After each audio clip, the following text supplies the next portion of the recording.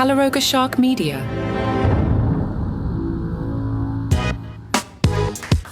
Hey, what's up? Johnny Mac with a poolside edition of Daily Comedy News. If you think you hear birds, you do. It is just too nice to sit in the basement today, so I'm out on the back deck.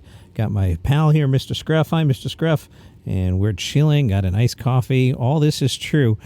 So you may have heard former President Trump got in a little trouble the other day. Bad luck for the late night shows. Everybody but Kimmel was off. I mean, brutal. What happened in my life was I heard that the verdict was coming down, and I had to head out to take prom pictures with my kid. So I'm at this party, and I was talking to some friendly dad, and I eventually had to fall on my sword. And I'm like, look, man, I know I seem all kinds of distracted, but I work in the media and kind of got to pay attention here. So that was my life. So I feel for the late night shows. I mean, if you work in this business, sometimes you just really want to cover something, and, you know, that was an all-time event. So I feel bad for those guys. Jimmy Kimmel was on. My dog just jumped on my lap. I'm recording a podcast. This isn't... He's standing on the laptop. This isn't going to work. Here, you sit over here. Sorry, where were we? In case you can't tell, today's episode's a little casual.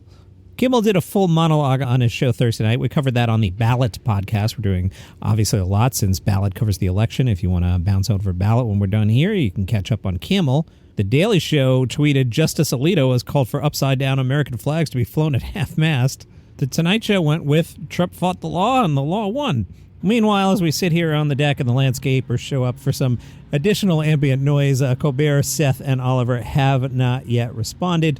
I hope Matt Rife is okay. To be honest, the other day when I saw he did the late cancel, I was wondering if it was one of those, schedule conflicts. But it looks like something's actually up. From NBC Chicago, Rife has postponed 8 sold-out shows at the Chicago Theater, so major market, major theater.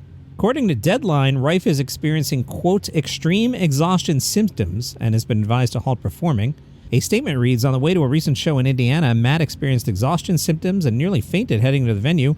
Matt is currently under advisement from his medical team to take immediate time off from touring for 2 weeks. Interesting to me there that the quote is third party and not from Matt. I do hope he's okay.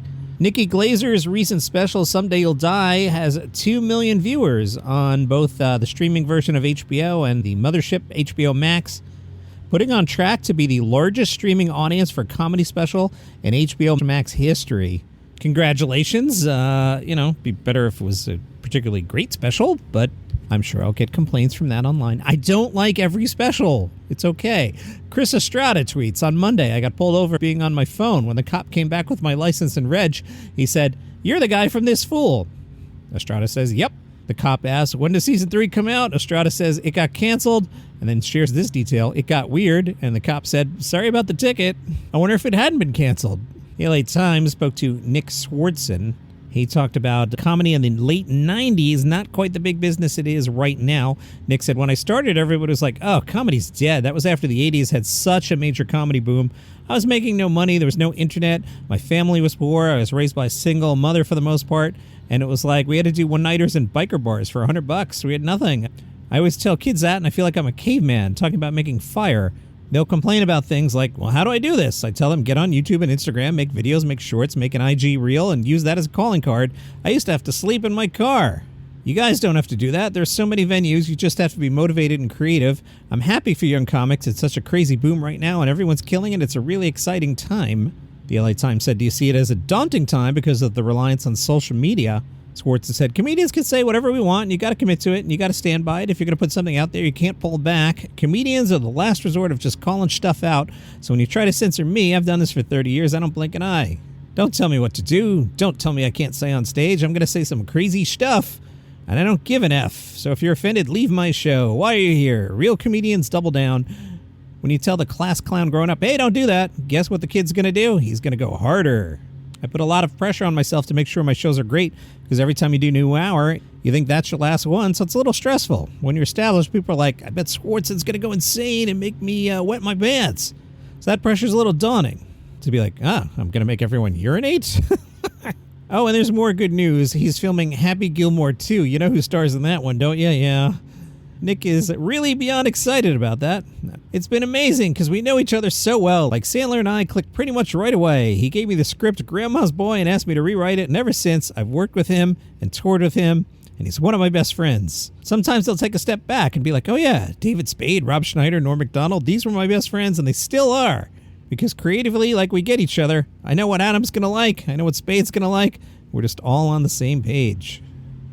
Matthew Rappaport shows that Batavia's Comedy Vault were canceled amid safety concerns and planned protests from a pro-Palestinian group. The shows were scheduled for June 6th through the 8th. Now off the calendar, Batavia Police Chief Sean Mazza told NBC5 that the police department met with the Comedy Vault owners in regards to safety after they were inundated with calls and emails to cancel. However, the police chief says the official call to cancel came from the Comedy Vault. The U.S. Palestinian Community Network made repeated calls to cancel the show on social media, promising protests against Rappaport if he had performed at the venue. Jewish organizations in the Chicago area strongly condemned the decision to cancel the shows, calling it an infringement on Rappaport's free speech. Allison Pure Slovin of the Simon Wiesenthal Center said the Jewish community feels that if it were anybody other than the Jews, that there wouldn't be this kind of cancellation. Hacks has been picked up for Season 4. I've really been enjoying Season 3. I finally got into Netflix and watched Episode 2 of Tires, Shane Gillis. If you're listening during the week, my entire family was on Netflix all week and I couldn't get in. But I finally got a chance to watch Episode 2. I liked it a lot. I wanted to binge it, but I've been sleepy. I digress. Hacks is back for Season 4. Sarah Aubrey, head of Max Original Programming, said, "We congratulate Hacks' brilliant cast and crew. Hacks is a masterfully crafted comedy delivering laughs and sharp insights about the vulnerability and joy of sharing a dream." Hannah Einmender, who stars in Hacks, has a new special coming out June 13th on Max. What's interesting to me about June 13th is it's a Thursday, not a Saturday. Max has been putting the specials out on Saturday night, and I recently commented that I wish they would pick a different night. Maybe they listen to me, or maybe I'm not sure. This is where Max's branding gets confusing. Is this a Max special, which is somehow less than an HBO special? It's very, very confusing. This one branded a Max special, so I guess it's quote-unquote lesser? The hour-long set was filmed in April at the El Rey Theater in L.A. Hannah covers everything from climate change to her days as a competitive cheerleader, shot in a cinematic style. The show is called Everything Must Go. We have a trailer. I'm going to play it for you. Now, I don't want to lead you with my thoughts. I'll share on the other end. But there's only one joke in the trailer, so I don't want you to think that I left 10 other jokes out. This is all we have. One joke. Let's listen. When some comedians start off their set, they will say something like, "Let me tell you a little bit about me. This is my version of that. I smoked Los Angeles chronic marijuana 4+ times a day during vital stages of my brain's development. So I am what scientists and doctors have referred to in several articles and medical journals as ruined." I thought that was a really long way to go for one joke. No, I hope this one is okay, but I don't know about that. The Hollywood Reporter spoke to Hannah about Hack Season 4. She says they have started writing it, she doesn't know what happens in it, and is excited. As for this cinematic comedy special, she tells us, "I knew a camera was going to be to my right, and that was the one I wanted to place several direct looks to camera. Other than that, I just sort of knew where my close-up camera was and where some of the wider angles were. We also had some cameras following me, and I'm pretty physical on stage. It definitely changed my performance filming the set. Usually I'd really play down on the crowd, but I sort of had to play up to camera. The idea to look directly in the camera came from the fact of translating the show from live to film. I wanted to figure out a way to do what I do live to the audience at home, which is make pointed, direct eye contact with people in the crowd. I thought that would be the most engaging way to mimic what I do live on film." Very interesting. I'm not going to judge it till I see it. My spidey sense is like, but maybe that will work great. I'm not sure. Spoilers. You have a piece where you connect toxic masculinity to landscape architecture from the 40s. Where did that come from? Hannah tells us there was an article in Scientific American I had read called "Botanical Sexism Cultivates Homegrown Allergies." It explores the topic of botanical sexism, which is a hot issue in the urban forestry community, I think.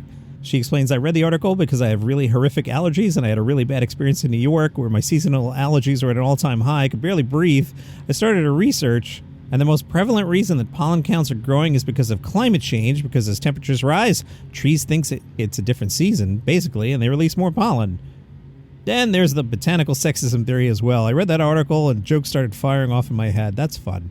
And I will leave you with this. James Austin Johnson tweeted this. His version is 2 minutes, 20 seconds. I have cut this down a little bit for pacing. He is walking through a parking garage and doing an impression of a very notable politician. I'll let James' words speak for themselves. He captioned the tweet with Don found guilty on 34 counts of trying to take down framed photos of hot ladies from Buca di Beppo men's room.